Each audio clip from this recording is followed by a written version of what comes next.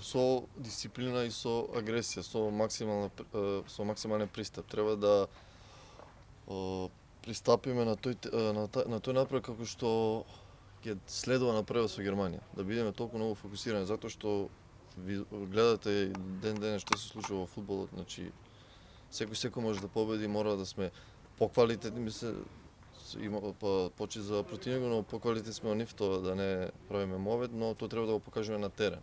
Затоа што мое мислење, ако сме 100% фокусирани, мислам дека нема да имаме проблем, но како што кажав, Лихтенштейн аутсайдер е, но видовте на Арменија изеде бот, така да мора со Романија гледав утакмицата, има неколку позиции на 0-0, така да мора максимално да пристапи на овој надпревар за да не дојде до изненадување. Да, се надевам. Ни фали победа за поголема самодорба во оваа репрезентација. Не мора ја да го дадам голот, било кој нека го даде, само да победиме и да тргнеме на нагорна линија со добри резултати и се надевам со многу големи успеси. Секој селектор си има свои идеи. Ние го знаеме добро Благо Милевски, јас со него сум заработил 5 години.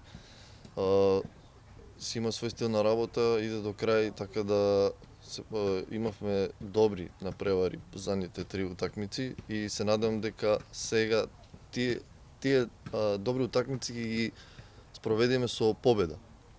Така да моje мислење е дека гледам како што сите сме фокусирани максимално, знаеме што не чека, знаеме веќе колку тежи овие две утакмици, затоа што со победа на Лихтенштейн и зашто да не и на Германија, веќе сме во големи шанси за светско првенство.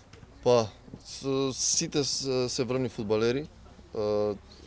Му посакувам добре дојде на Ердал Ракип, тој веќе долго време стандарден првотимец во Малме, кој игра исто така Лига шампиони, Адеми, Барди, Костадинов, Атанасов, Спировски, јас.